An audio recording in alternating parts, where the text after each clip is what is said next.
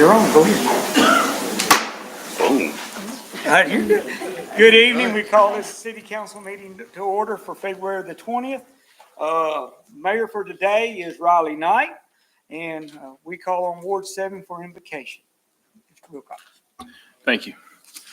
Bow our heads. Lord, today let us assemble with open hearts and minds, seeking wisdom and understanding as we deliberate on matters that impact our community. May our diverse perspectives unite us beyond personal ideas, fostering cooperation and respect.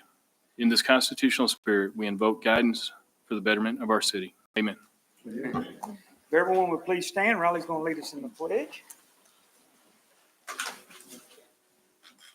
I pledge allegiance to the flag of the United States of America and to the republic for which it stands, one nation, under God, indivisible, with liberty and justice for all. Thank you. And we now call on the clerk to call the roll. Ms. Britton. Councilmember Francis. Here. Councilmember Smiley. Here. Councilmember Marsh. Here. Councilmember Crabtree. Here. Councilmember Craig. Here. Councilmember Martin. Here. Councilmember Wilcox. Here. Councilmember Meek. Here. Councilmember Limburger. Here. Councilmember Keel. Here. Councilmember Bell. Here. Councilmember Handy. Present. And we have everyone here and we have a quorum. Thank you. All right. Riley, would you stand up just a second for me? This is Riley Knight. His parents are Tiffany and William Knight of Bradshaw Road. He is mayor of the day. He attends South Christian School, and he got the mayor day at the Fall Festival. And he's had a great day running around the city. He's been up here at City Hall, and I ain't sure what Chief Newby done or Futrell, but they bribed this young man fairly well that I understand. But no, we had a good time and we enjoyed it. He's had a great time with it. Now, which one was your best department you enjoyed? Police. Police? There we go. Oh, they're all shaking in their head on the back row here. All right, I don't know what y'all did. No. What was the best part of being at the police department? Riding in the car. Riding in the car. Which car did you ride in? Camaro. The Camaro. Oh, geez. Sorry, fire department. Y'all don't hold a light to that. Oh, me. But no, we appreciate you coming and spending the day with us. We had a great time, and we appreciate your mom and them letting it. Sorry you didn't get to skip school, though, so we'll have to work something else about that. But thank you. If you'll go sit with your mother and them, and we'll go from there. Thank you, Riley.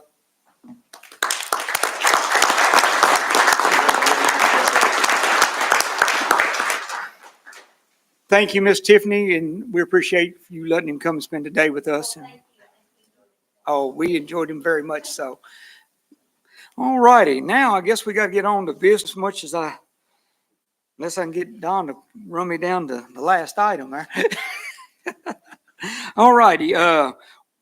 Item 6, public comments. If we got anyone in the audience would like to come to the podium and please speak, please state your name and address where you live. Hello. Hello. I'm Lorena Sherrod. I live at 311 East 22nd Street. And today I am here to ask the City Council to consider the repairs for Bluegrass Splash.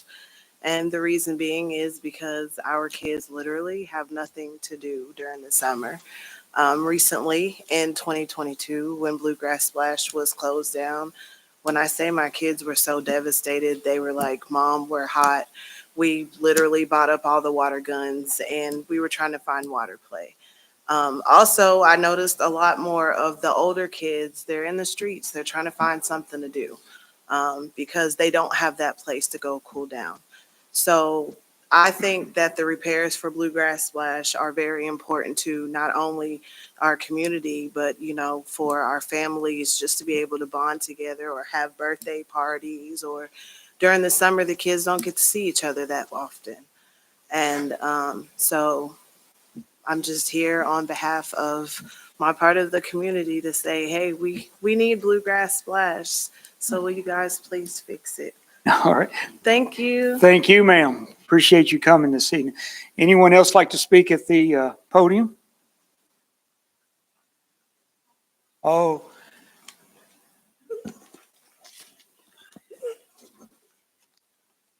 Hello, my name is Hello, my name is Liliana Sherrod. I live at 311 East 22nd Street. I am here today because I am asking for Bluegrass Splash to be repaired. I come here a lot to have fun with my family mostly, but also my friends. Also, my mom has my birthday parties here, and I won't.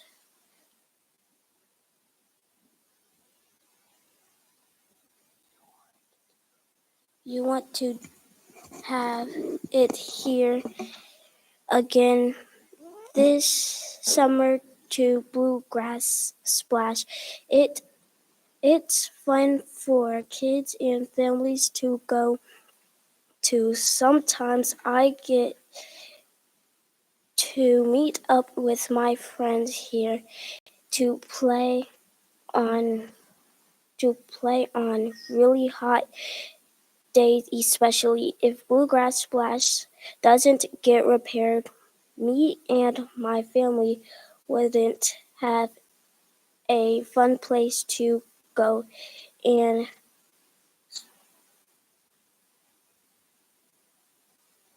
I wouldn't get to have my birthday parties.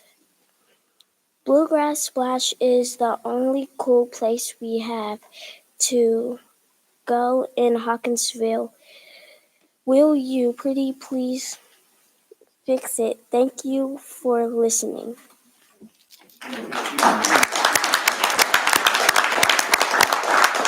Thank you so very much. Anyone else like to speak? Hello, my name is Chance Bagwell. I reside at 2125 Crockett Street. I am here today to ask the city to repair Bluegrass Splash because it is the only fun place to go to in the summer. I get to enjoy birthday parties and cool down at the same time. I would like to have the chance to make more memories with family and friends. If Bluegrass Splash isn't repaired, then I wouldn't get to see some of my friends during the summer. Could you imagine what it would be like for kids like me without something for us to do? It would make our summer pretty boring. So I ask on behalf of all the kids in my age, if you will, please make the repairs to Bluegrass Splash so that we can still have a place to go to during the summer. Thank you for taking the time to listen. Thank you.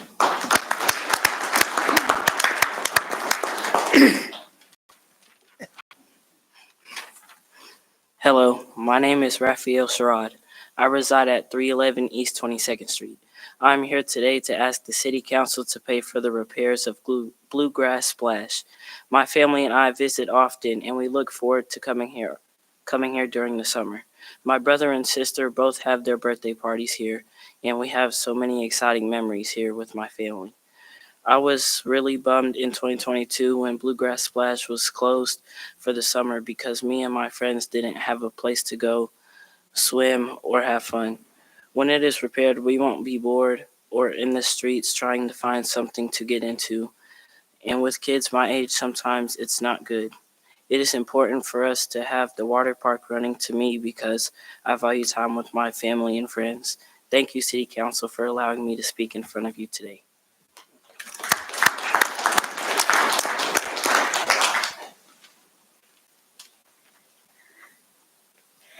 Hello, my name is Kimberly Dickerson. I live at 418 Summer Street, and I'm associated with Challenge House 1. I'm here today to speak about Bluegrass Splash Water Park. Bluegrass Splash is the only enjoyment for kids in our community. No place in Hopkinsville is more fun than our one and only water park. To hear that it could be staying closed because of repairs is so heartbreaking because it is literally the only fun place here. It's also the only opportunity that some kids will have to attend a water park. Furthermore, there is only one other fun place here in town for children to enjoy themselves, which is Fun Zone, but it's only for toddlers.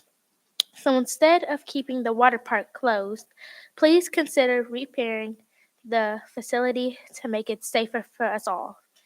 Just think, wouldn't you rather have options here in town for your kids and family to do, opposed to always having to go out of town? And remember, everyone in our community can't afford or have transportation to go out of town. My mom always says she can't understand why Hopkinsville let so much money go to Tennessee and other cities around us instead of giving us more for the youth to do here. And I agree with her. Please think about the young citizens in our town and consider making the necessary repairs to opening our water park this summer. Keep our community fun for all. Again, I'm Kinsley Dickerson. Thank you for your time and consideration. Thank you.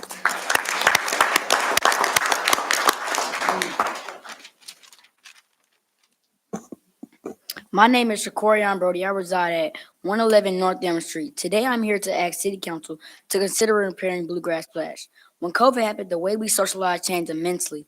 We have limited time, if any, that we could physically socialize with our friends. When Bluegrass Splash opened back up, it gave us the opportunity to socialize again, not just with our friends, but on bigger family outings too. It gives us something to do. All of our families may not be able to afford memberships to places like the YMCA, so Bluegrass Splash is the only option. It is a fun place to gather together, have fun, and enjoy family and friends. It's all we have in our city, so I ask that you consider making repairs for the sake of us kids and our families. Thank you for your time.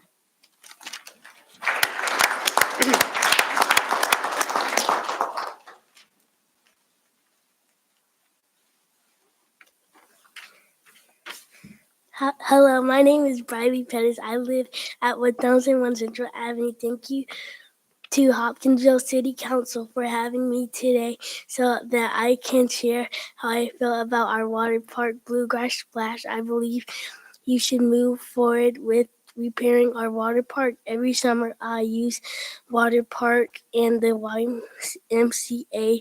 Our community does not have much entertainment right now. It is important to keep children entertained because if you do not, they can end up in trouble. According to the Kentucky Youth Data, 13.2% of juveniles in Christian County, and to do here in this town, we need to have a fun plan. Summer ahead of us, we must stop giving up on stuff because it breaks down. We must repair it and move forward. I hope you all will make the best decision for young people in Hopkinsville. Have a blessed night.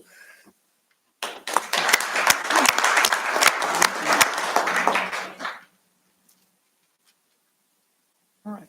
Anyone else like to speak at the podium tonight?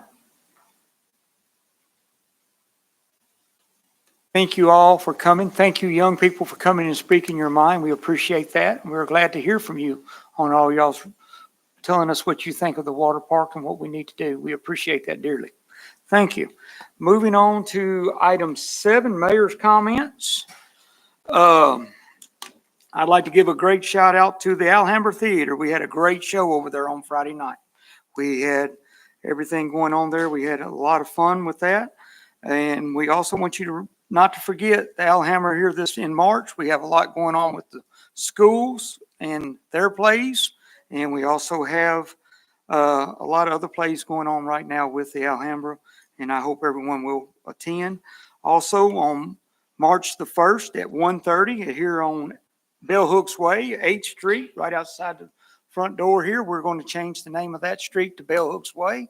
Hope everyone can come and help us celebrate that day and enjoy that day with Bell Hooks family and enjoy some of her books and readings on that. Now we'll move in from mayor's comments into item 8, reports from officers and committees and guest speakers. The annual audit report from Ms. Kelly Webb.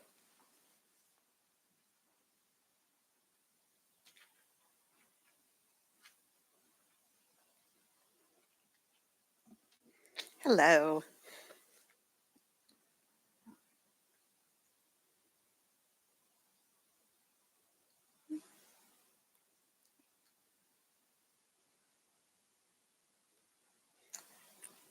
Okay, as he said, my name is Kelly Webb. I am a CPA and partner at York Neal and Associates, and we conducted the audit of the city's financial statements for the year ended June 30th, 2023. You should have in front of you two reports. This one that has the city seal on it. Whoops. Sorry, did I do that? No. No, okay. This one has the city seal. This is the general purpose financial statements. This is the one we're going to go through throughout the presentation. But your other one that you have is the annual comprehensive financial report. This is a special report that the finance department submits to the GFOA. And if they meet certain standards, they're awarded a Certificate of Excellence award. They've been awarded this 28 times in the past. We apply for this every year. We expect that they would get that certificate again this year. The difference in these is this ACFR. It has everything your general purpose financial statements has, but it also has an introductory section, which also includes, speak up. Okay, I'm sorry. The ACFR also includes an introductory section at the beginning, and that also includes a letter from Melissa. There's also a capital asset section and a statistical section in the end that gives a lot of various tables and charts with additional information about the city. So we're going to continue on with the general purpose financial statements. So turn to page 1 of it's actually not numbered page 1, but it has the letterhead on here. And the second paragraph under opinions. In our opinion, the financial statements referred to above present fairly in all material respects the financial statements of the city of Hopkinsville, Kentucky as of June 30th, 2023, and the year then ended. That is your clean opinion. The rest of the report just has the basis for our opinions and the responsibilities of management, auditor's responsibilities, and then some information about other sections in the audit report. He's working on that right now. Oh, okay. But I should be addressing every page that you need to be on. So even if it's not up here, you'll be able to see it in your packet. Okay. Immediately following that on page 4 is the management's discussion and analysis. This is a good brief summary and analysis of what's happening throughout the whole report. So that's a good guide to go through. Or if you can't read the entire report, that's a good section to read that will summarize the whole thing. The main thing I'm going to talk about is the basic financial statements. There are government-wide financial statements. Those start on page 16 and are 3 pages long. This is a summary of the entire, all the funds, everything in the city. The statement of net position is sort of similar to a balance sheet, except it's going to present the financials on the accrual basis, which is why these numbers are going to look a little different than what you're used to looking at, because those are presented on the cash basis. So on the accrual basis is more like how a business would present their financials. And notice there are 2 columns. The primary government is everything in the city. The component units are HWA, Hopkinsville Solid Waste, and Hopkinsville Surface and Stormwater Utility. So those are this is the summary of all of those, but the breakdown for that is on page 28 for each of their individual amounts. Looking at the primary government, you have $120 million in total assets, and you have about $15 million in deferred outflows of resources. This is mainly timing the deferred outflows of resources is mainly timing differences related to your pension liabilities. Pension liabilities are so big, you have the overall liability, and then you subtract the deferred outflows and add the deferred inflows. So just take it as it's timing differences. It's kind of technical.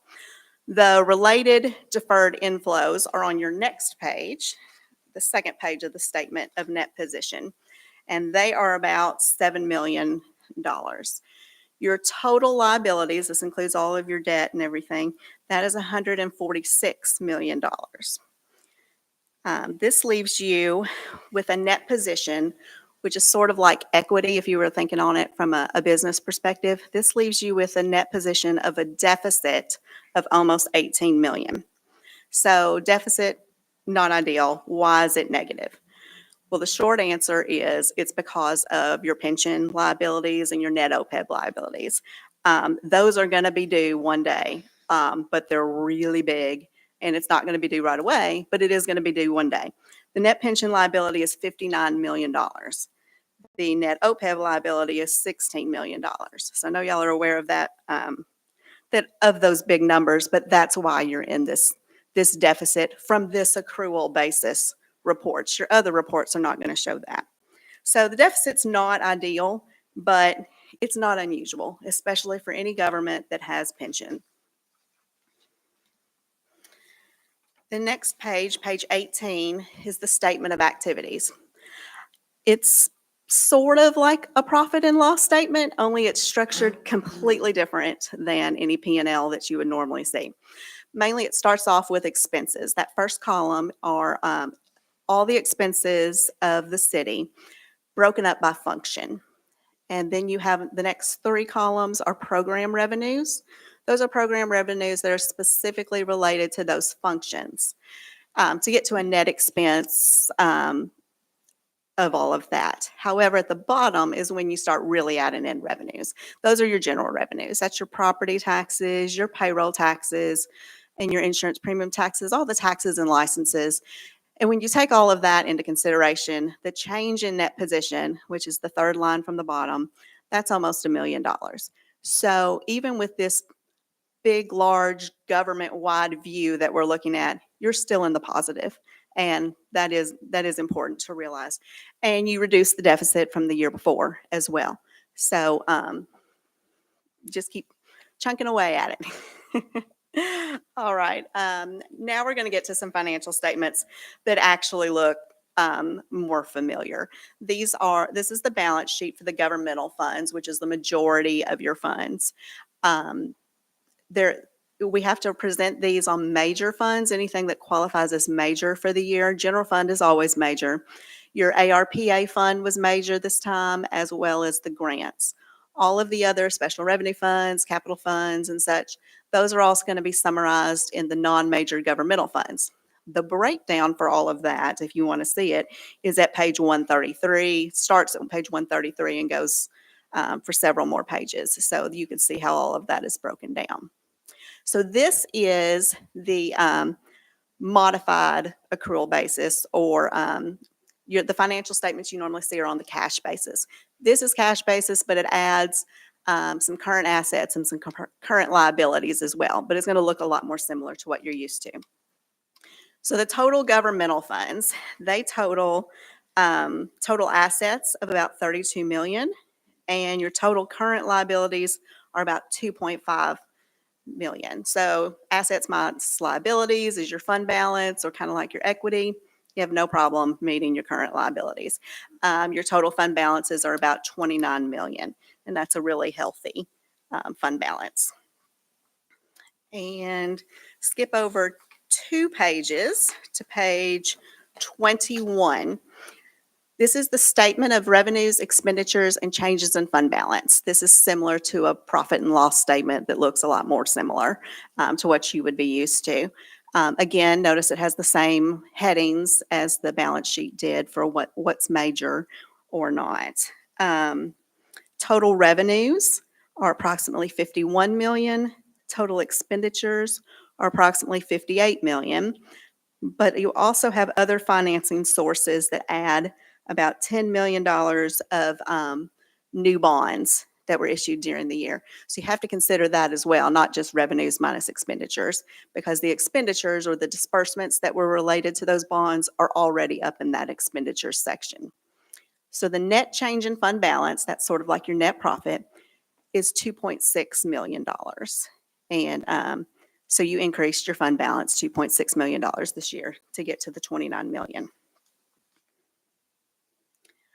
Some of the other sections that are in the basic financial statements, we skipped over page 20, but page 20 and 22 are reconciliations, and it's how you get from the big government-wide that we had at first to to the fund financial statements.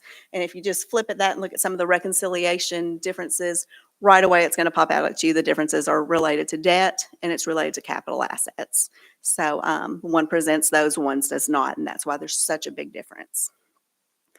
Other financial statements that are in here following those reconciliations, there's the proprietary fund financial statements. You only have an internal service fund for the employee health insurance. And then there's the fiduciary fund financial statements. This is for the standalone pension that you have, the policemen's and firefighters pension fund. That is for the former employees before you took on SERS. No new participants are allowed in it, and there's only 12 participants that were in it as of June 30th, 2023. But there is still, we have to keep track of that because there are the liabilities for those pension payments. And and then the component unit financial statements.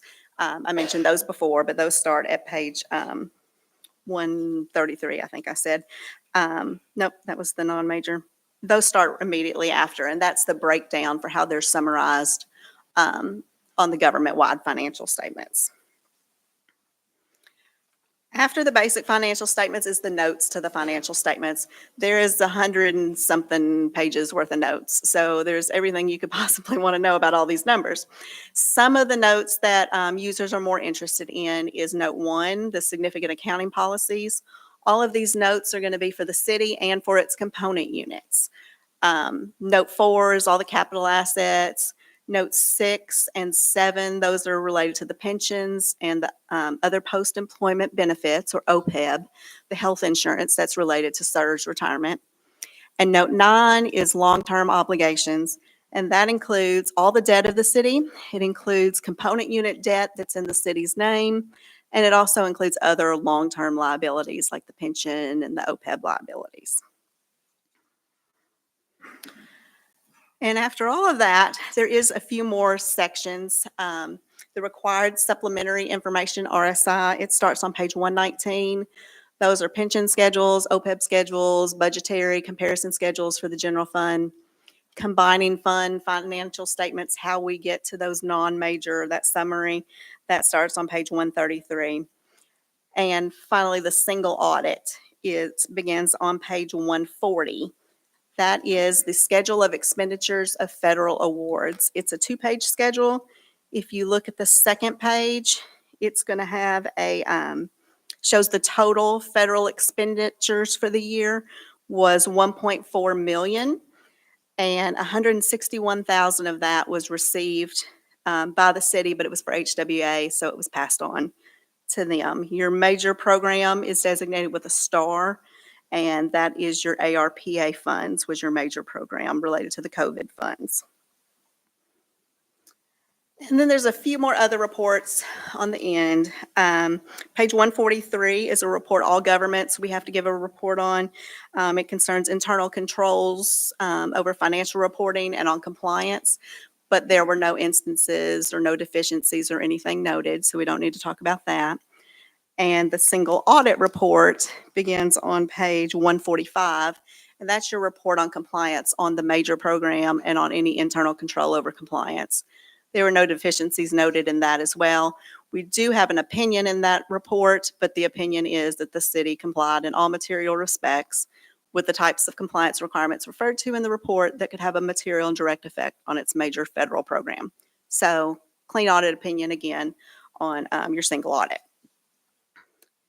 Not included in these reports, but was included with the information that was given to you. There is a 4-page letter, I think. That is just standard information that we are supposed to communicate to you guys as part of governance, but there's nothing I need to talk about in any of that. It's all pretty standard. And there is a 1-page summary that would have been in the front of the general purpose financial statements. We kind of call this a cheat sheet. It does the summary of cash and fund balance and the significant debt. And then it tells you what page number in that general purpose financial statement you can find information or find those numbers at. And that's it for the presentation. I know that was a lot all at once, but does anybody have any questions? Yes, ma'am. The one page, okay. You can have mine if you want it.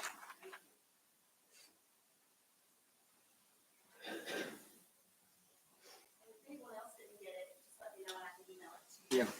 Or Melissa has one and she can give it Right. to you as Just well. Let me or Melissa know, and we'll make sure it's in the, if y'all don't have it, we'll make sure you have it for you on that. Any other questions for Ms. Kelly Webb? If you think of any later, my contact information is listed up there, or you can look up York Neal's website. We have contact information there as well. Finally, just thank you. Thank you to the mayor and to the council for allowing us to conduct this audit. And thank you to Melissa and her finance staff. They do a wonderful job of answering our many, many inquiries and getting information for us on a timely basis. Thank Thank you, you. Ms. Webb. And we appreciate what you do and what you do at York and Neal does for us here at the city on that. On reports from officer and committee and guest speakers, I'm going to call on the ambulance board, Chief Futrell and Daryl Christopherson. Would y'all please come to the front? Well, good afternoon, ladies and gentlemen. I'm Daryl Gustafson. I reside at 302 Stratford Court. I want to thank you for the opportunity to come tonight and to discuss the current status of EMS. I've chaired the EMS board since January of 2015, and it's my pleasure to do so. We want to talk about the current status of EMS, Hopkinsville, Christian County, by reputation, one of the finest departments in the state, and that is by reputation. They do a great job. I could say that there's none better. Our current operating model has been in place since 1976, more recently in 2010, where we operate on funds generated by service. And we have done that up until 2022. And during that period of time, we cash flowed positively. We had in excess of $1 million fund balance. I can remember participating in the last radio purchase. We contributed $250,000 towards that original purchase, but those funds have dried up. And our current model just no longer works because of the increased cost in personnel. Personnel consumes 97% of our operating revenue. Equipment and ambulance, the chief will talk about that. We used to buy them for less than $200,000. Now they're almost $400,000 if you can get one. Supplies through COVID have gone up dramatically.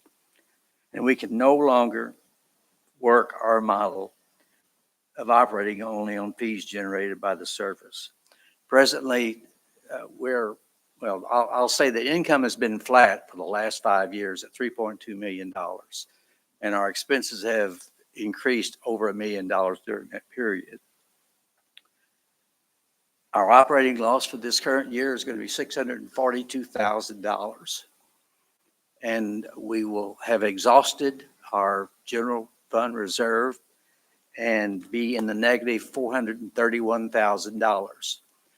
Now, fortunately, we were the recipient of state funds because of our high incidence of Medicare and Medicaid, and we receive about net $465,000 a year to supplement our revenue. And we met today and discussed how we're going to make it to the end of the year. Well, that money was scheduled for capital development. If the board approves it, I think they will. We didn't have a quorum today. We're going to move that $465,000 over to the operating fund and cover our shortfall for this current fiscal year. We will end the current fiscal year with a net of about $140,000, and that'll all be what's called House Bill 8 money. So we've always tried to make that separate and distinct from the operating budget because it's a state mandated program, and we all know that those programs come and go. So we did not want to become, consistently depending on that money. But we're to the point where if we were to keep the ambulances going, we've got to spend that money. So that's where we are. what we're going to ask for is a payment, just like ECC or any other government agency of the city we work. We need to cover our $50,000 shortfall monthly basis.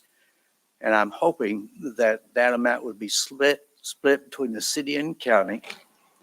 And we would put that in our budget for this year and present to you a request for $300,000 from the city and $300,000 from the county. Now that sounds like a lot of money, it's $600,000. But if you look at providing an ambulance service for 75,000 people, that's $8 per person. The chief's going to talk about some of the subsidies that are being paid in other municipalities, and you'll quickly realize that this is a bargain. We want to maintain the high level of service that we have by providing our own ambulance service. We don't want to sub it out to a for-profit corporation because our services will be diminished. That's a given fact. So we'll be back at the budgetary time. We hope that you will consider that. It is, I think, one of the most vital services in the community, and it's one that you can all be proud of, and I think that it certainly deserves funding. I'd like to give a shout out to our CFO, Melissa Clayton, Chief Philip Ferguson, and of course, Steve Futrell have worked tirelessly to make this thing work, and my board. We worked hard, but you know, our revenue is mandated by insurance companies and Medicare and Medicaid. Our expenses are controlled by this body, and we really can't do anything but ask for help. So that's why we're here tonight. And the chief's going to talk about some of the things that you might consider. Darrell, before you go, you said funds are generated by services. Will you explain what that means, please? Yes. We bill for our services. An average bill for an ambulance is right under $1,000. We collect 37.5% of that money due to disallowed services, and that's pretty ordinary for medical type facilities. So we'll bill maybe $7.5 million this year, and we'll receive about $3.2 million. Is funds generated by services pretty standard in Kentucky for the rest of the counties? Yes. I mean, it's the same. I mean, the same payers. The insurance companies pay what Medicare pays, basically. So we cannot increase revenue. We've raised fees, what, 3 times, I believe? And we're at the maximum that we can raise fees.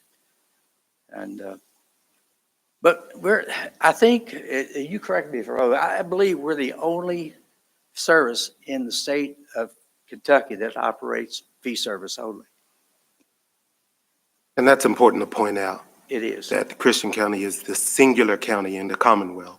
Yes. Generating its own revenue with no support from other sources. Okay. Any other questions? All right, Chief. Thank you, Chairman. Good evening. I'll make this quick. Y'all are going to hear from me a lot tonight, so I'll try to get through this fairly fast. Just to give you some idea for the council members that don't understand how we operate, and a lot of people don't, we are actually, the ambulance service is a function of the county that is contracted with the city. We did that in 1976. We have operated the ambulance service for the county in an interlocal agreement since then. It has been a fantastic service. In 2010, the Affordable Health Care Act changed the way we operate for all ambulance services, for all healthcare services. We have known that this was coming. We have operated purely revenue-based. We are the only service that does that has been doing that for a long time. We are proud of that. We have tried to stick to that model, but it is not feasible. A couple of years ago, we were losing the service because we could not keep our people. We were not competitive with salary, but we are one of the busiest departments in the state and one of the largest areas. You know, Christian County, we operate ambulance for the entire county. We run that with 5 ambulances a day. We run over 11,000 calls. We do 25,000 miles a month on an ambulance. did this presentation to fiscal court in November. We came in today and I listened to it and I asked Bill, I was like, and I told them 20,000. I said, that just seems like a lot. And at the time it was, we ran the report in January. We did 25,000 miles on our ambulances. So we're so busy and we just can't keep up anymore. Our revenue is purely Medicare, Medicaid for the most part. We have some private insurance and some self-pay. All that is dictated by state. It is allowable. We only receive what they allow us to get. And it doesn't matter. If somebody calls 911, we have an obligation legally to go. Doesn't matter what the call is, we're going and we're providing service. And we provide a fantastic service. These people save lives every day. We are not a service that just takes people to the hospital. We show up with critical care medics. It is a moving, transportable ER that delivers babies. And I've got an EMS report later on. I'll talk about Ross Grade and some things that they do in the back of these ambulances. It is unbelievable what these people go through on a daily basis and the service that they're providing to our community. So we have to decide what kind of service that we want. Medical supplies have had an increase in 200% since COVID, 69% in ambulances. We pay $360,000 for an ambulance now. It takes us 3 years to get it. We used to get it in 6 months. It was a little less than $200,000. Each ambulance has around $100,000 worth of medical supplies and equipment in that ambulance. And that's dictated by K-beams. They come down once a year, do an inspection on all ambulances. So a lot of these things are out of our hands. And we have done everything in our power to continue to keep this model running without subsidy. Other communities, we run reports on payroll in other communities. We know that communities that are based off our size, we compare, they get $1.5 million in subsidy and still continue to operate. Others get $400,000 or $500,000, but then the county and city also pays for all their ambulances, their buildings. So we are not asking for something that is unheard of. We are operating in a way that is unheard of. And we are getting to the point to where we can no longer function that way. So we know that if we want to continue this service, which we do, this community needs this service. We are a fantastic service. We are an award-winning service that we are going to have help. We have been supported by the judge. Chairman Gustafson has been here longer than I have. And we want to keep the service. We want to maintain this service that we have. And so we will eventually have to come to you with help. In the next week, Melissa and myself, we're going to meet, prepare a budget, figure out exactly what we think our shortfall will be next year, budget year 24-25. We are good throughout this year. And then we will sit down with the mayor and the judge and the ambulance board and have to make some decisions on what exactly we're going to ask for. I know that's a lot of information really quick, but I'd be glad to answer any questions. Melissa's here. She can answer questions. Chief Ferguson as well, if anybody has anything. Any questions for Chief? Yes, Ms. Natasha. Just so we can be clear, you're asking for this for next year? Yes, not ma'am. This year? Next year. Okay, thank you. Yes, ma'am. And we will have some more discussions on this at Committee of the Holes in further date down. And we're going to have some other meetings with the county judge, Gillum. He's going to be there with us to talk about it, and that ambulance board too. And I want everyone, if you got any questions, let's talk about it. Let's throw it all on the table so we all have the same discussion. We can all put our heads together and find a way to solve our issue here on that. Mr. Mayor. Yes, sir. If we could, it would be helpful, I think, to me to ask if someone could discuss briefly what the other municipalities in Kentucky have done to help overcome this shortfall. I'll send it to you. Mr. Chief Futrell Yes, has sir. that in his hand for you. I'll send it to you. It's good. Thank you. And, Go ahead, Steve. and and Don, that right there with as much information is the reason we do have, on Thursday's Committee of the Whole, 'cause we have, I believe, another presentation on some two-way radios coming up. So if there's any information that y'all can get to us, that'll give us, tomorrow and Well- during the day, Thursday. So Well, we're. Steve, go ahead and give him Have some a of that chance. information. I will. I'll send it to them. Thank you. But no, we will get you some more information, what you're wanting on that. Any other questions for Chief Futrell? All right, thank you. What you do. Appreciate y'all for coming and giving us that report so we can be looking how we're going to fund this in the future. All righty. I will now call on the city county two-way radio item C. Jerry, I believe, is coming down, and I don't know if there's Randy Graham. He's stuck in back there. I didn't see him come in back there. Philip Peterson here with the magistrates. Thank y'all. Morning. Good evening. Evening. I'm used to morning meetings. Yeah, you're usually in bed by this time, Jerry. First of all, I just want to make some brief remarks before I turn it over to the experts that live this and breathe this each and every day. But I want to give you a backstory of this process. I want to give you a backstory of this situation and how it's in front of you guys tonight. I ran for county judge, and during 2022, a lot of the conversations, well, first of all, I served on the ambulance board. I was the magistrate representative on the EMS. We heard some concerns about two-way radios getting out, being able to have. I already had an understanding of the safety issue going into it. Going into a campaign, you meet with lots of people, you visit lots of people, and you hear lots of concerns. And one of the very, very large outcries that I heard, and I know many of you all heard, was emergency personnel not having the reliability of a two-way radio system in Christian County and Hopkinsville. There's spots within the city limits that have dead spots around the bypass. There's spots certainly out in the county that have dead spots. And so I had an opportunity to capture in 2022, Congressman Comer came down and we met right next door with lots of stakeholders. Many of those stakeholders are in the room today.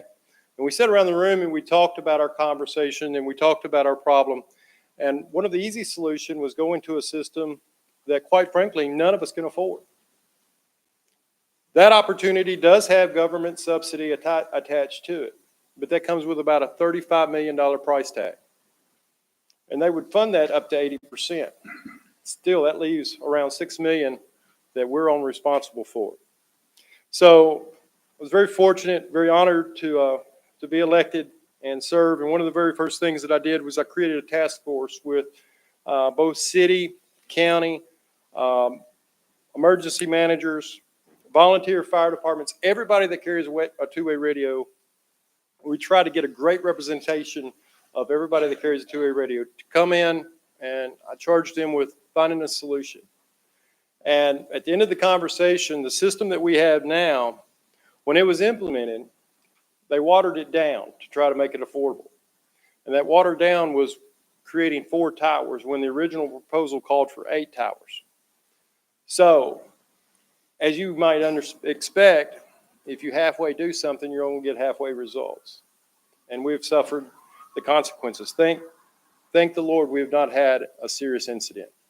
Thank the Lord somebody hasn't been performing CPR and try to get out to get life flight in the air to come and help save someone's life and they hadn't been able to. But if we keep on with this radio system the way it is, we're all going to be faced with that one day, and that day could be very soon. So this task force came with the conclusion that if we actually upgrade our existing system to the model and the method that was originally proposed, that we would have coverage throughout the city and the county. And that would infect utilities. Your utilities providers, they provide a great service. They carry two-way radios. Volunteer firemen carry two-way radios. Firemen carry two-way radios. EMS carry two-way radios. Our police carry two-way radios. So it impacts this community. It impacts all of us, each and every one of us in this room. With that, the consensus came to proceed with upgrading our existing system, and that price tag's about $2 to $2.5 billion. And Randy's got some more specific.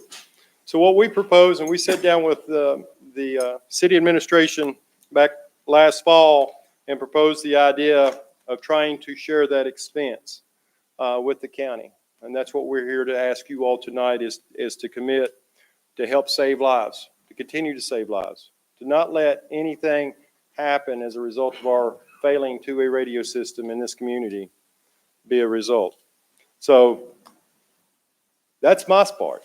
Now they can tell you the details of this, and Randy's worked really hard. And I must say that I appreciate everybody that served on that task force and their due diligence and their hard work and trying to determine the best approach and the best method to solve this problem. And I think they've come up with the solution. So, does anyone have any questions for me before I sit down? Might note, I'm not the expert.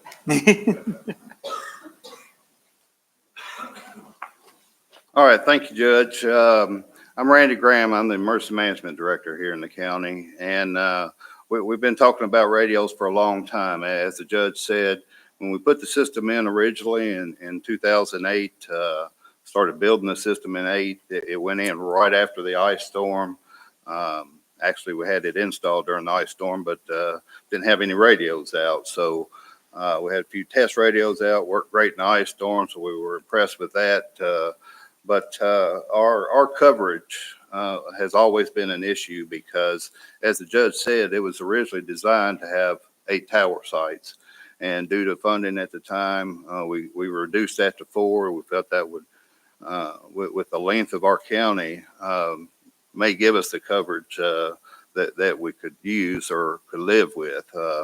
But that didn't happen. So in 2014, we had to add an additional site in North Christian because we just didn't have enough coverage, and we had too many spots where EMS couldn't get out, where law enforcement couldn't get out, where the volunteer fire departments and rescue squad, we just couldn't get out and have that conversation with dispatch to get additional resources that we may need.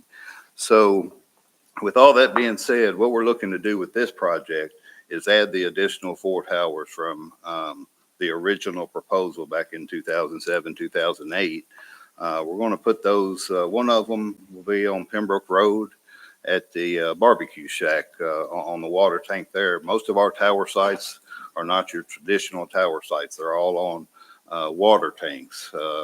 If you kind of see pictures of areas after a tornado, pretty much the only thing standing is water tanks. So we decided to go that route rather than the additional expense of building traditional tower sites. So 3 of these sites will be on water tanks, and the 4th one will be on a cellular tower in North Christian. As the judge said, we're looking at potentially $2.5 million.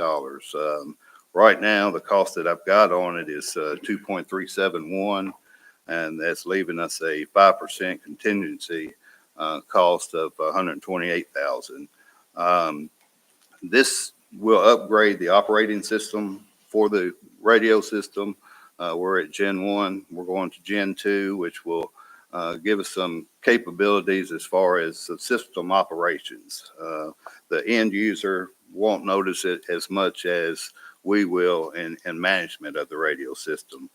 It also give us the opportunity. Our system is networked together with microwave radios. So it's a radio, it just on 2 ends, it reads in between each other. That's what ties our system together. So that will, we're going to update the microwave, but we're also putting a redundant microwave loop in there. We've had a couple of failures at our Oak Grove site.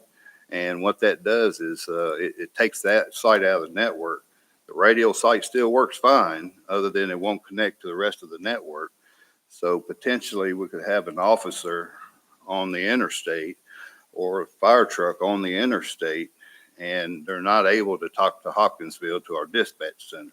They're able to talk to other people on that tower site, but they can't talk, they're not networked in. So this is going to create a redundant loop. If we lose some microwave path due to lightning or electrical failure, whatever it is, it'll automatically go on that loop and still stay in the network connected. So another layer of safety for our responders. And I think, unless you have some questions for me, that's kind of the nuts and bolts of what we're going to do with this proposal. And I just highly encourage and ask that you all consider partnering with the county and providing this service. I have a question. You said you would update from generation 1 to Gen 2. Yes. Is generation 2 the newest, best, greatest, or is there one after that? And how long will generation 2 be viable at this price tag? Yeah, there's no discussions on going to a Gen 3. Gen 2 is the latest and the most up to date there. We've spoke to them about that, but they said they're not working on a Gen 3 at this point, so it'll be years down the road. Okay, thank you. Appreciate it. Any other questions, friend? Chuck? So Randy, what type of agreements are in place? I mean, does the city pay anything today, or we're just on the county system? How does that work? Well, when we originally put the system in place, I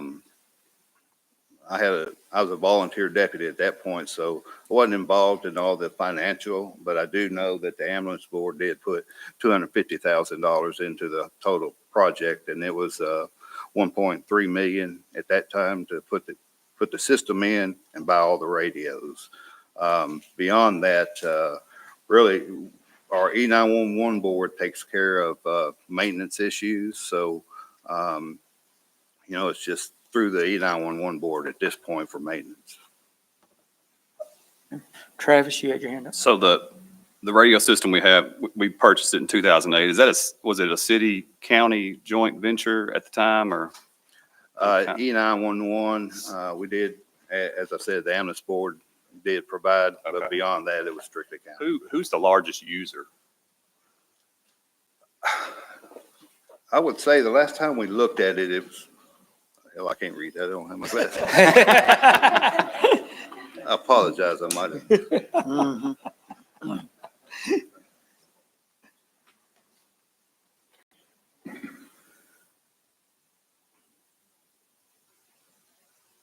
Okay, yeah, this is more talking about the funding back then and the ambulance board. So as far as the greatest user, the city does have a lot of traffic because of the police department and the amount of traffic the ambulance runs. But the jail is on it as well, and we've got them locked in just to Jenny Stewart because I don't know, any of you guys have been over to the jail to see the operation, but every door is locked and every door is numbered. So if you get ready to walk in one door, they're on the radio to tell their tower to unlock that door and then unlock the next door. So constant traffic there.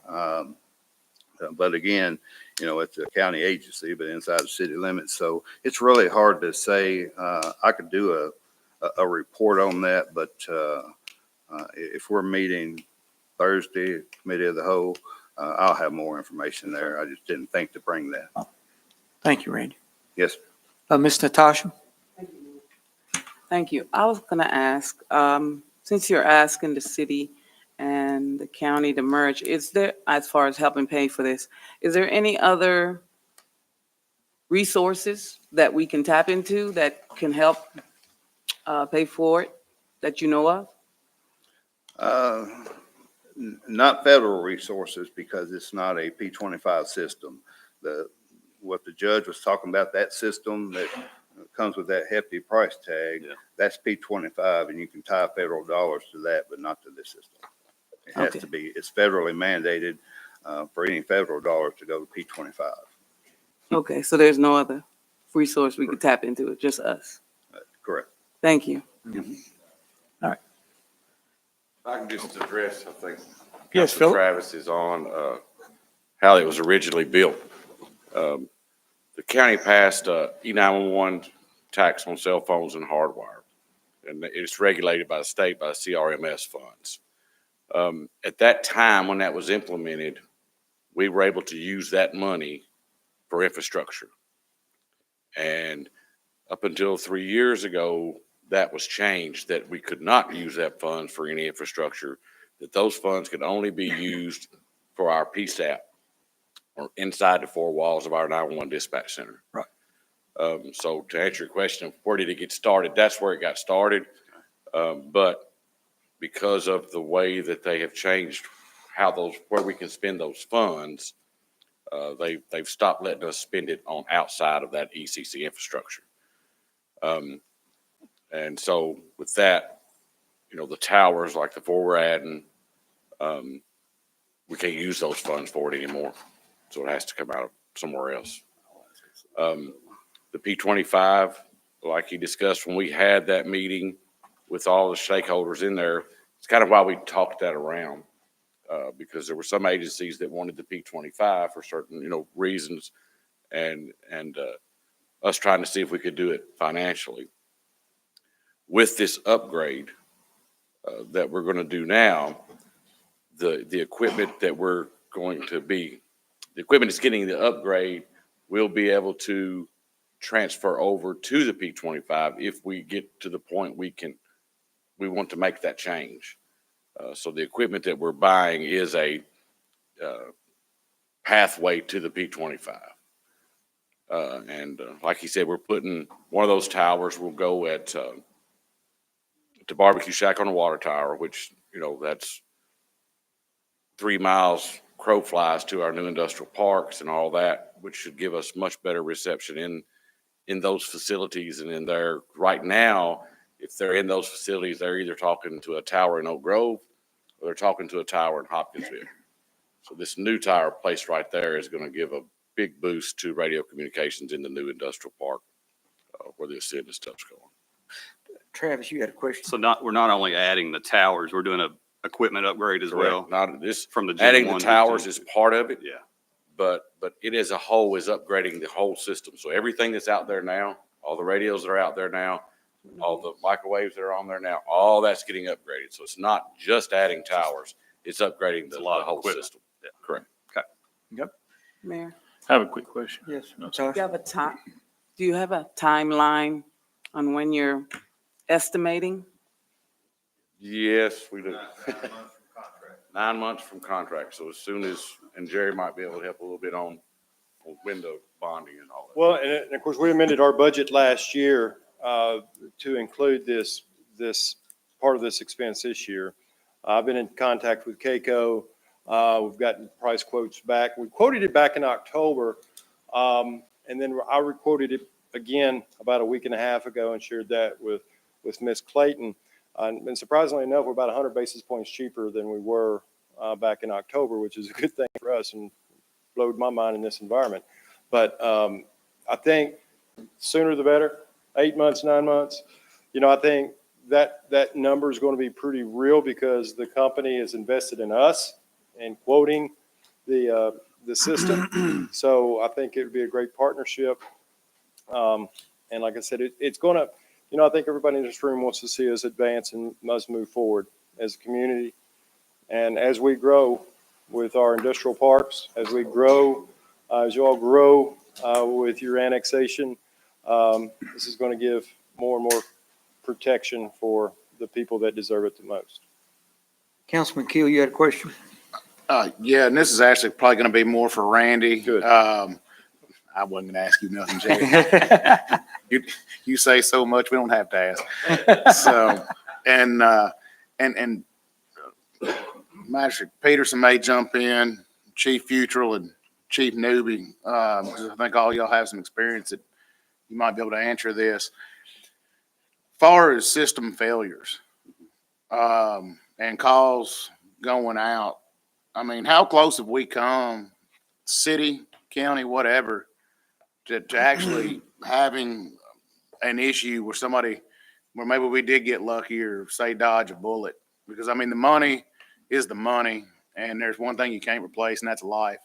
So I want to know, as far as from a life-saving standpoint, have we had issues that we've gotten lucky?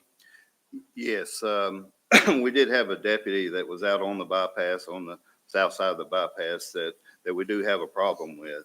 He was out with the subject and actually had a gun to his head. So that traffic didn't go out. The chief was in a house fire recently and had trouble getting out on his radio inside the house. Again, we think the south side, the Pembroke Tower is going to address those issues, but those come to mind first and foremost because we could have lost officers. But I will say, we do have a robust system in that through March of last year, when we had the statewide wind event the first part of March, and then the straight line wind event at the end of March, and then the tornadoes, the flooding that we've had over the years since we've had this radio system in, we haven't had failures as far as too many radios talking at once. We've been pretty fortunate. We built a very robust system, especially with Jenny Stewart being our center primary site. We've got more capability there than we do at the outlying sites, and we've never busied the system, even with the types of storms and events that we've had here. Thank you. One more question, ma'am. Yes, ma'am. Will this help with the weather spotters as well? Yeah, the weather spotters are on the system as well. And the judge mentioned pretty much everybody, but also on the system is Public Works, the County Road Department, Parks and Recreation, in addition to everybody that the judge had mentioned. So not to call him out, but he did skip a few people. Thank you. Any more questions for Randy or Philip Peterson or the county judge? Go.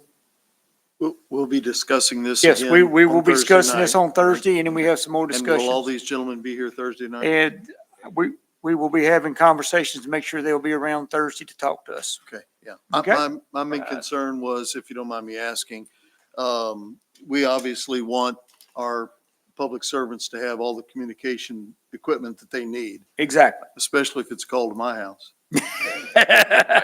Just kidding. I'm not. You're Just kidding.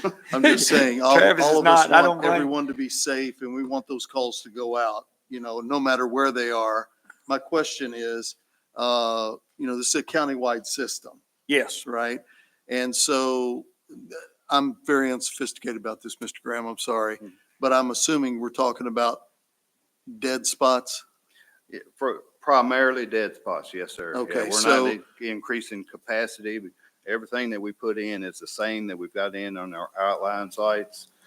So we'll have more coverage areas in the areas that we're having problems with. So those dead spots that we have, are they primarily in the city of Hopkinsville, or are they primarily out in the county? Primarily out in the county, I see. but But- with the city being involved as well. But the city being involved, we also got to remember our paramedics, Absolutely. our livelihood that we send out there in that fire, They're out in the county. in the volunteer fire department, but you send that paramedic to the county. I'll just name off Fruit Hill, Apex, Yeah. things like that. Mhm. You hardly got cell service, so I know you don't have two-way radio service. Yeah. So we have to think about our livelihoods of our employees. So that's something we will have to really put a hard discussion about Yes. on Thursday. But I will tell you, just to be quite honest, putting up 4 tower sites is going to give us tremendous coverage over what we've got now. We're not going to have 100% coverage. The only way we're going to have 100% coverage is to put tower sites all over this county. And I'll give you a prime example of that is Penrose State Park, the lodge. You go down that hill, that's all earth, and radio signal will not go through earth. Just beyond that, on the other side, in the lake and on the cottages up there, the golf course, we got service there, but we don't in the lodge because of the earth, the terrain. So we do have some terrain issues that we're always going to have a spot or two that are going to cause problems. But, it would have to have tower sites everywhere to have 100% coverage. It's just not feasible. Any more questions for Mr. Graham or the judge or Squire? Just want to thank everyone for their service. Thank y'all very much for y'all coming this evening. I will be seeing y'all Thursday. Thank you. All righty. Now we're going to move into financial statements from Miss Melissa Clayton. It's your turn. Thank y'all for coming.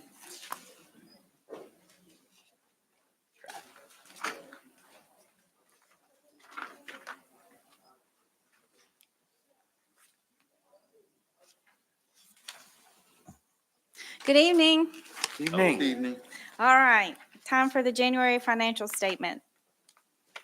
We did not have any interfund transfers for the month of January. Woo. Y'all got it yet? I'll get you next month. Okay. All right. So, year-to-date spent out of the interfund is $40,684, leaving a remaining balance in the interfund of $59,316. Our payroll tax revenue for the month of January, year-to-date for 7 months was $12,271,365. That's an increase in equivalent payroll of 6.8%. Our property tax revenue for the year collections, 7 months, is $5,597,810 through January 31st. Our insurance premium tax year-to-date collections are $4,326,873. That's an increase in equivalent insurance premiums of 11.3%. And lastly, our business license collection so far is at $1,040,872. So that brings us to our general fund, our fund balance. We started the year with prior year encumbrances of $256,251. We have collected revenue year to date of $32,839,580. Our year to date actual expenses are $29,581,563, giving us a positive revenue over expenses of $3,514,268. We do have current encumbrances of $69,139. Leaving us our revenue over expenses and encumbrances of $3,445,129. Comparing our fund balance between this year and last year, we are still running behind where we were last year by about $270,000. Our municipal road aid fund, our fund balance, we had prior year encumbrances bringing forward of $353,291. We've collected $464,448. We have spent actually expenses of $899,912, giving us a negative. We have more expenses than revenue of $82,173, and we have a small encumbrance of $707 in that fund. Our capital fund, we started the year with encumbrances of $409,976. We have transferred from the general fund to the capital fund so far $1,707,227. We have spent out of the capital fund $1,524,101. So we have positive in the capital fund of $593,102.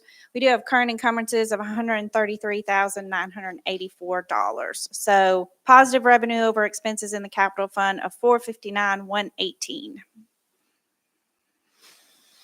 So our departmental expenses for the year, through 7 months, we should be at 58.3%.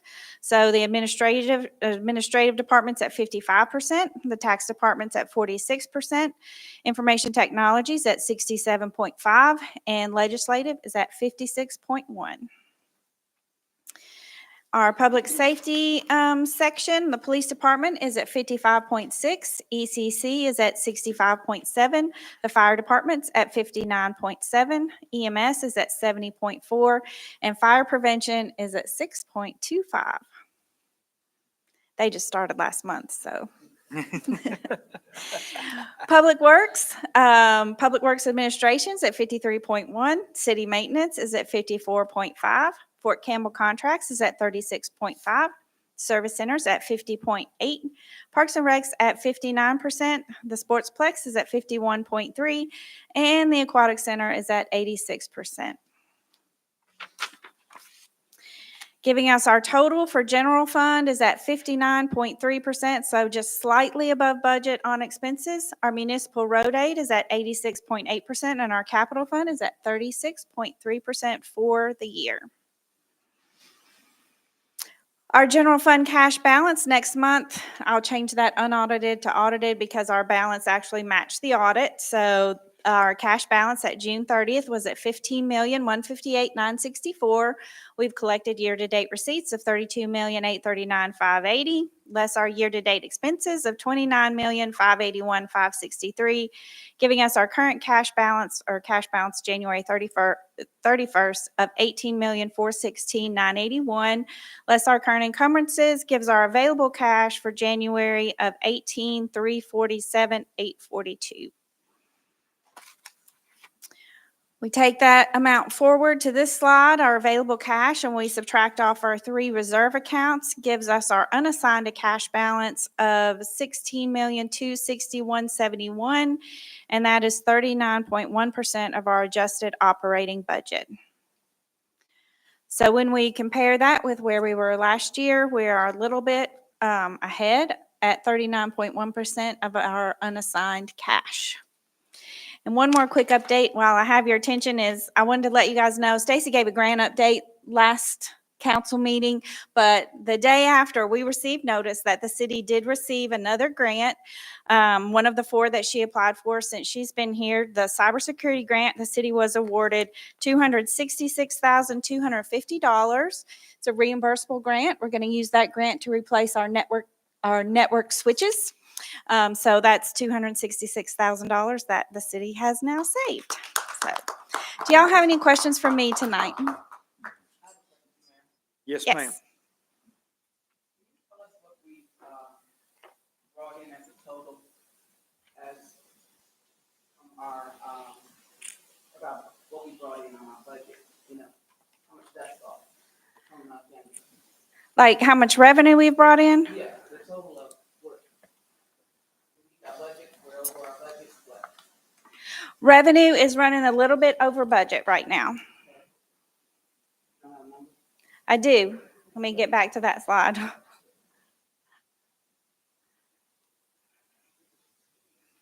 I am struggling here.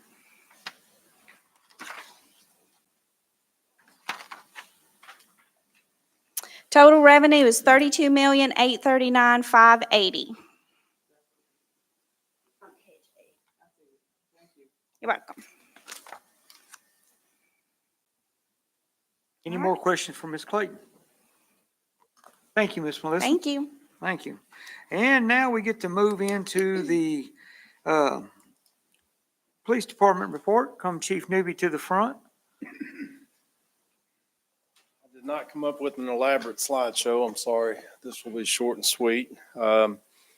Instead of a quarterly, I did wanted to let you know what we did for the year of 2023. The police department issued 4,499 citations in 2023, totaling 7,764 counts of violations and / criminal charges. The police department made 2,622 arrests, totaling 4,467 criminal charges. We worked 1,181 collisions. That included 3 fatalities, and 342 of those were accidents with injuries. We seized approximately $208,428.38 in drug money. We seized over 180 firearms off the streets. We answered 51,253 calls for service in 2023. 2023, we had 1 homicide, which is down from 9 homicides that we had in 2022. I've committed an investigator to a full-time investigations for internet crimes against children. I think you saw in the media last week, we made an arrest on a subject. There'll be more to come. This year, we're starting the Citizens Police Academy back. We just met with the school board, superintendent last week. The police department will be taking over all the schools in the city limits. So that means we'll have all the schools in Christian County, except for the 4 that are out in the county. Thanks to you all giving us a supplemented funding for our cruisers. We will have enough cruisers and equipment to outfit those additional SROs without having to ask for any more additional money. And we have had a significant increase in our felony cases that are going to federal court, which means that these people will be going to federal prison. Which means they have to serve about 85% of their time, and you'll be seeing a lot more of those cases that will be going federal in the near future. Any questions?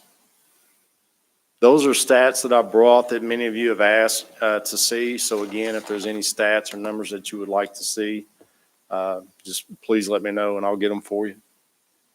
Any questions for Chief Newby? All right, thank you. Thank you, Chief. All righty. On item F, we call up Chief Futrell for Fire Department. He'll be here a while. I'm back.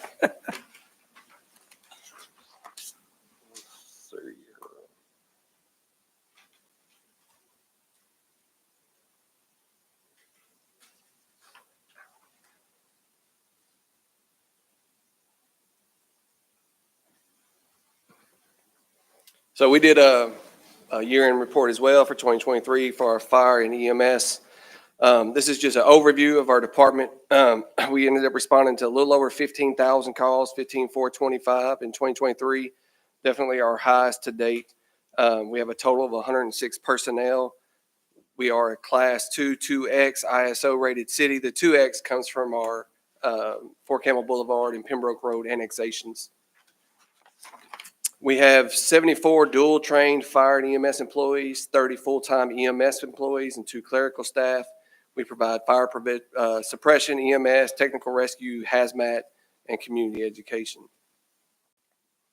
These are our numbers through the years. As you can see, we had a significant increase, with the majority of those being rescue calls and EMS calls for 2023. This is a heat map. This was actually, Chief Newby did this for his people. We really enjoyed it, so we pulled it up just so you can kind of see where we are for the city limits for fire responses and our EMS responses for the counties. You can see the majority of those are in the city, with a pod in Oak Grove and Crofton. Our response times for the year, 450 was our average response call. We want to stay under 5 minutes. With an average turnout call of 39 seconds, our goal is to stay under a minute at all times, from time of call to time we are leaving the station. So fire training for the year, we taught over 1,000 classes, 12,000 CEUs. We had 2,700 instructor hours. We taught fire officer classes, driver operator classes, and National Fire Academy classes. We also had 6 personnel attend the National Fire Academy in Emmitsburg, Maryland. That's a huge number for us. That academy is free to the city.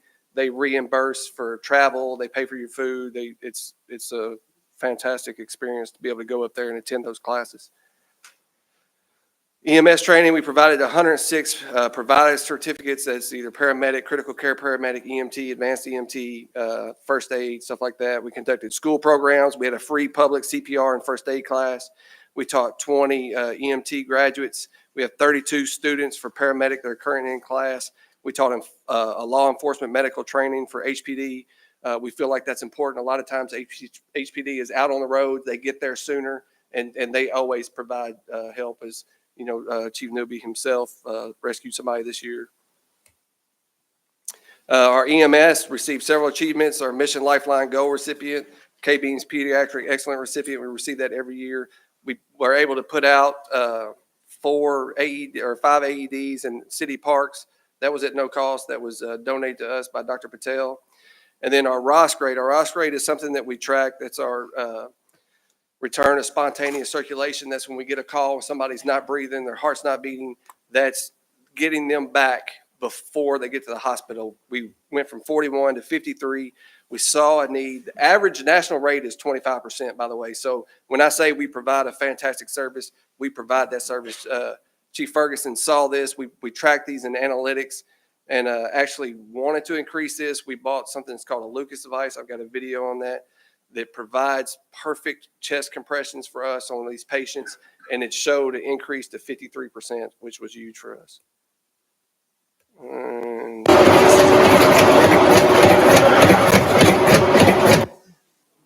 We have these in our ambulances. We use them on all our CPR patients. Any questions? Any questions for Chief on the ambulance? Fire department. All righty, I guess we're gonna move into codes. All right.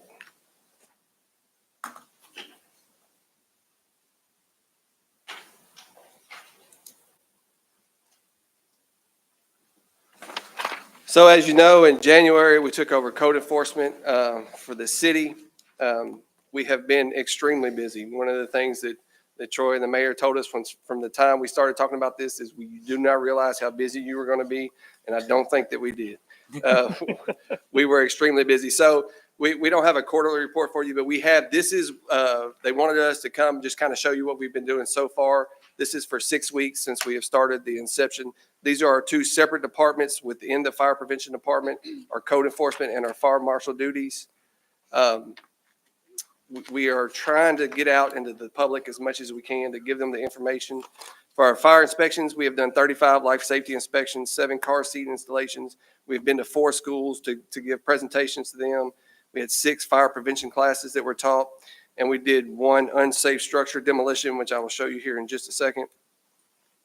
For code enforcement, we had 17 general complaints, 23 basic property maintenance issues, 52 grass, trash, and weeds, 45 junk and abandoned vehicles, 1 unsafe structure demo, and 3 unsafe structure demos that are scheduled. It's a little bit more than that. I'll explain that in a second, but we ended up with a little over 130 cases in that 6 weeks, and that's the breakdown of that. This is 307 East 17th Street. This was a house fire that we had this year. Our fire prevention demoed this structure. We had this structure on the ground within 24 hours. The house fire was so extreme that this house could not be repaired. The floor was gone. It was an unsafe structure. So within 24 hours, we had this completely demoed. This is 914 East 2nd Street, the before and after. The Code Enforcement Board approved this for an emergency demo. The neighbors, there's a wall on this house. I'd be glad to share all the pictures with you, but it was falling into a way. The neighbors were scared it was going to fall on their house. We brought in a structural engineer. He said it needs to come immediately. We had a special call, Code Enforcement Board meeting. They gave us permission. The next day we started demo on this structure. These are 3 other structures that we had for scheduled. The one on the far right, the white structure there, 1014 Hayes, it was actually taken today. The one on the top, Cottage Street, it will be gone tomorrow. The other one is on North Jessup. All of these have been approved to the board for demo, and we have them scheduled to take. I will also say that we have now 5 other houses that we are working. We work with Doug and the code enforcement are, I think that was it. Yeah. These code enforcement people they are absolutely crushing it. They are a joy to work with. They work hard. The knowledge that they brought from CDS is unbelievable. They're on top of it.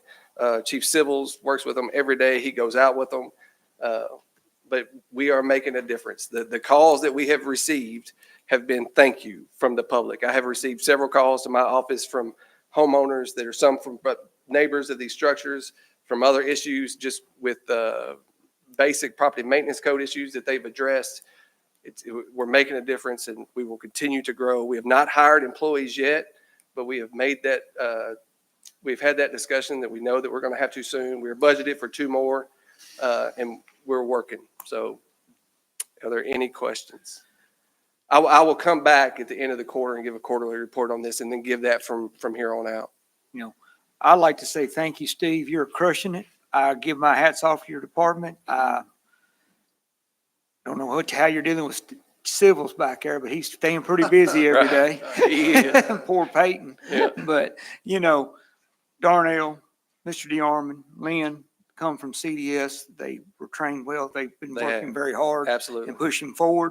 I thank you for doing this. Any questions from the council to Steve that y'all would like to talk about? Thank you. Thank you, Chief. Thank you. All righty. Well, we got through that part. Now we go to approval of minutes on item 9, our February the 6th regular meeting. So moved. Second. Take your pick. I got Amy and I've got Mr. Don Marsh, councilman there, first and second. And any discussion? Seeing none. All those in favor say aye. Aye. Thank you. Any against it? All right, moving right along. Ordinances. Ordinance 23-2024, storm surface and stormwater utility, second reading. Excuse me. An ordinance amending certain sections of Chapter 54 of the Hopkinsville Code of Ordinances relating to surface and stormwater utility. Whereas the surface and stormwater utility is in the process of making changes regarding administration, enforcement, maintenance, and other responsibilities, the current ordinance relating to the surface and stormwater utility should be amended accordingly. Now therefore be it ordained by the City Council of the City of Hopkinsville, Kentucky as follows. Section 1, Section 54.020 of the Hopkinsville Code of Ordinances is hereby amended as follows. 54.020, creation of a surface and stormwater utility board. A surface and stormwater utility board is created and known as surface and stormwater utility of the city. A, the surface and stormwater utility will be governed by a 5-member board appointed by the mayor and approved by city council. One of the 5 members shall be appointed from the city council and shall serve a 1-year term. B, each board member will be appointed to a 4-year term. The initial appointments will have staggered terms with 2 members serving a 2-year term, 1 member serving a 3-year term, and 1 member serving a 4-year term. Appointments thereafter will be for a 4-year term. C, the utility will adopt and establish the necessary policies and procedures to manage and operate the utility. D, the utility will set an appropriate level of compensation for board members. E, the utility will coordinate, contract, and oversee work responsibilities as they pertain to surface and stormwater. For administration and enforcement, monitoring water quality, testing and billing, maintenance, construction management, inspections, and other items as needed. Section 2, if any subsection, sentence, clause, or phrase of this ordinance is held unconstitutional or otherwise invalid, such infirmity shall not affect the validity of the remaining portions of this ordinance. Section 3, any and all ordinances inconsistent with this ordinance are hereby repealed. Section 4, this ordinance shall take effect after its passage and publication according to law. I need a motion. I got Amy and I got Travis, then I got Amy. Thank you. Any discussion you'd like to talk about? If not, we'll have the clerk call the roll. Councilmember Smiley, Yes. Councilmember Marsh, Yes. Councilmember Crabtree, Yes. Councilmember Craig, Yes. Councilmember Martin, Yes. Councilmember Wilcox, Yes. Councilmember Meek, Yes. Councilmember Limburger, Yes. Councilmember Keel, Yes. Councilmember Bell, Yes. Councilmember Handy, Yes. Councilmember Francis. Aye. And that passes on second reading. All righty. We will move on to item B, ordinance 4-2024 FY 23-24 capital budget amendment, second reading. Amending the City of Hopkinsville, Kentucky annual capital equipment and property replacement budget for the fiscal year July 1, 2023 through June 30th, 2024 by estimating revenues and resources and appropriating funds. Now therefore be it ordained by the City Council of the City of Hopkinsville, Kentucky as follows. Section 1, that Section 1 of Ordinance 43, 2023, amending the fiscal year 2023-2024 capital equipment and property replacement budget is amended as follows. Transfer from general fund, $1,790,099. Transfer from general fund wins additional insurance premium, $132,685. Transfer from general fund police department, $173,909. Insurance proceeds, $68,882. Prior year revenue, capital equipment reserve, $1,686,606. Total capital revenues, $3,852,181. Administration, $70,000. Information technology, $70,000. Police, $1,094,397. Fire, $1,225,000. Fire prevention, $155,000. City maintenance, $470,000. Parks and recreation, $140,000. Sportsplex, $75,000. Buildings and properties, $550,000. Total capital expenses, $3,849,397. Surplus deficit, $2,784. Section 2, if any section, subsection, sentence, clause, or phrase of this ordinance is for any reason held unconstitutional or otherwise invalid, such infirmity shall not affect the validity of the remaining portions of this ordinance. Section 3, any and all existing ordinances inconsistent with this ordinance are hereby repealed. Section 4, this ordinance shall take effect after its passage and publication according to law. I need a motion. So moved. Amy, Second. Steve. All right, any discussion on this ordinance? Seeing none, call the clerk to call the roll. Councilmember Smiley, Yes. Councilmember Marsh, Yes. Councilmember Crabtree, Yes. Councilmember Craig, Yes. Councilmember Martin, Yes. Councilmember Wilcox, Yes. Councilmember Meek, Yes. Councilmember Limburger, Yes. Councilmember Keel, Yes. Councilmember Bell, Yes. Councilmember Handy, Yes. Councilmember Francis. Aye. And that passes on second reading. All righty. Ordinance 05-2023 FY 23-24 capital budget amendment, second reading. Amending the City of Hopkinsville, Kentucky annual capital equipment and property replacement budget for fiscal year July 1, 2023 through June 30th, 2024 estimating revenues and resources and appropriating funds. Now therefore be it ordained by the City Council of the City of Hopkinsville, Kentucky as follows. Section 1, that Section 1 of Ordinance 04-2024, amending the fiscal year 2023-2024 capital equipment and property replacement budget is amended as follows. Transfer from general fund, $1,790,099. Transfer from general fund winds additional insurance premium, $132,685. Transfer from general fund police department, $173,909. Insurance proceeds, $68,882. Prior year revenue capital reserve, $122,216. Prior year revenue capital equipment reserve, $1,686,606. Total capital revenues, $3,974,397. Administration, $70,000. Information technology, $70,000. Police, $1,094,397. Fire, $1,225,000. Fire prevention, $155,000. City maintenance, $470,000. Parks and recreation, $140,000. Sportsplex, $75,000. Water park, $125,000. Buildings and properties, $550,000. Total capital expenses, $3,974,397. Total surplus deficit, $0. Section 2, if any section, subsection, sentence, clause, or phrase of this ordinance is for any reason held unconstitutional or otherwise invalid, such infirmity shall not affect the validity of the remaining portions of this ordinance. Section 3, any and all existing ordinances inconsistent with this ordinance are hereby repealed. Section 4, this ordinance shall take effect after its passage and publication according to law. So moved. Second. I got Steve and I got Terry Meeks. All righty. Any questions? Seeing none, we'll ask clerk to call the roll. Councilmember Smiley, Yes. Councilmember Marsh, Yes. Anybody make a motion to? Yeah. Okay, Yeah. okay, I missed it. Yes, sir. I'm sorry. That was a yes. Councilmember Crabtree, No. Councilmember Craig, Yes. Councilmember Martin, Yes. Councilmember Wilcox, Yes. Councilmember Meek, Yes. Councilmember Limburger, No. Councilmember Keel, Yes. Councilmember Bell, No. Councilmember Handy, No. Councilmember Francis. Natasha. Natasha. Your vote.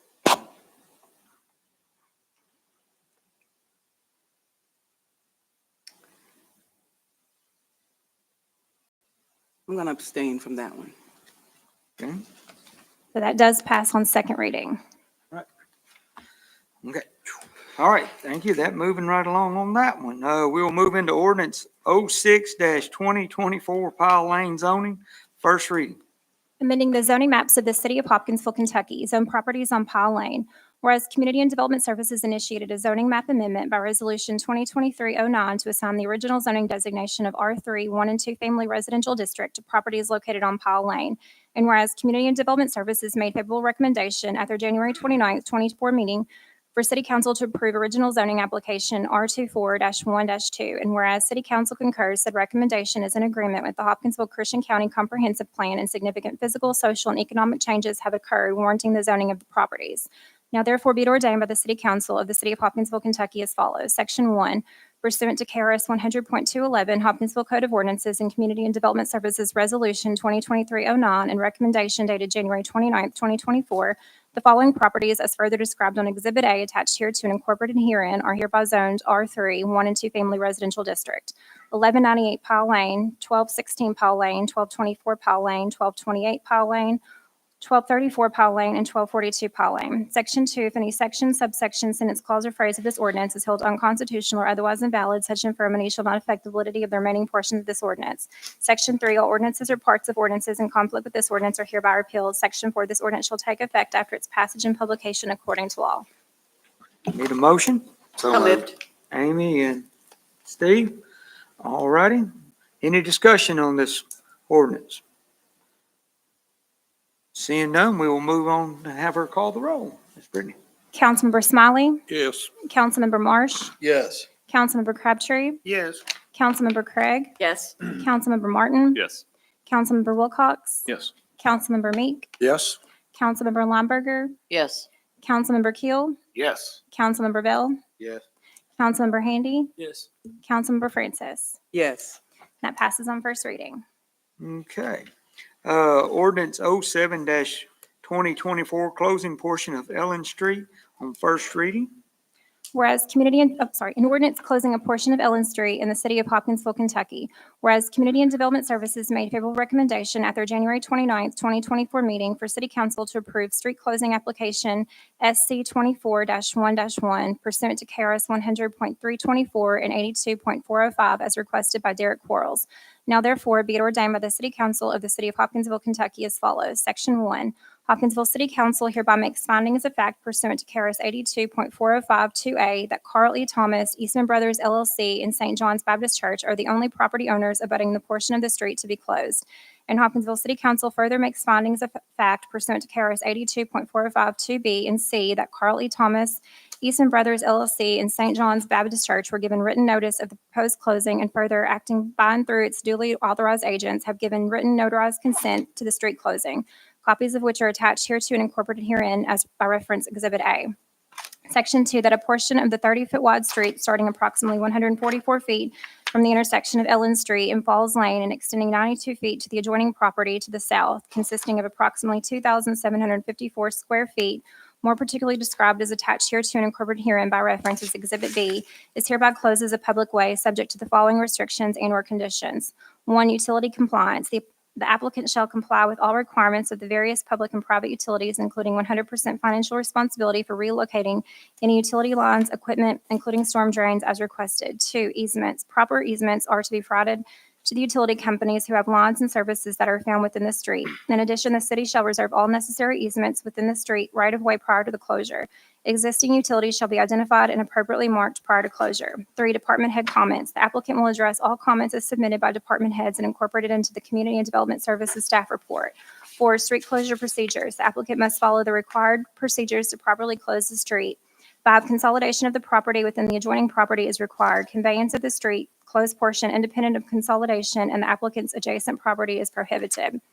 6, any changes or modifications of conditions by the applicant under which this street closure is granted will void the recommendation. Section 3, if any section, subsection, sentence, clause, or phrase of this ordinance is held unconstitutional or otherwise invalid, such infirmity shall not affect the validity of the remaining portions of this ordinance. Section 4, all ordinances or parts of ordinances in conflict with this ordinance are hereby repealed. Section 5, this ordinance shall take effect after its passage and publication according to law. Need a motion? So moved. Second. I got Terry and Amy. All righty. Any discussion about this street closure? Seeing none, I call the clerk to call the roll. Councilmember Smiley, Yes. Councilmember Marsh, Yes. Councilmember Crabtree, Yes. Councilmember Craig, Yes. Councilmember Martin, Yes. Councilmember Wilcox, Yes.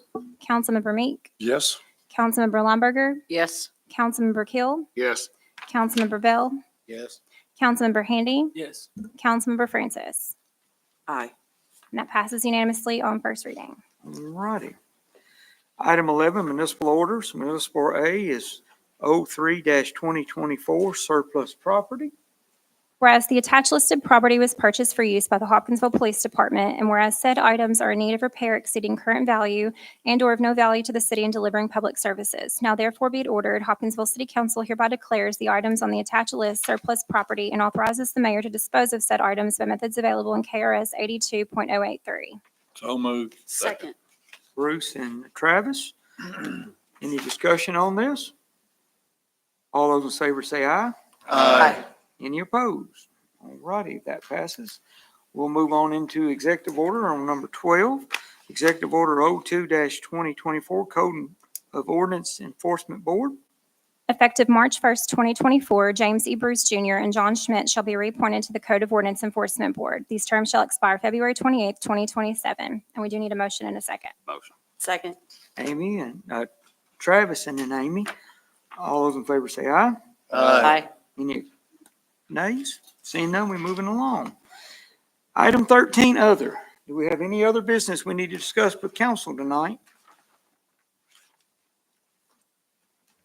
All right, seeing none, I will move into item 14, councilman comments. All right, seeing none, I'd like to say thank you to our council for being here long tonight. We went a little over an hour. We appreciate y'all being here and no one taking your time. All right, I will call on Ward 7 for adjournment. All right, thank you, everyone. I just wanted to close with a quote from the great Michael Jordan. Talent win games, talent wins games, but teamwork and intelligence wins championships. Thank you. I need a motion to adjourn. Motion. All right, got that in a second. We are adjourned.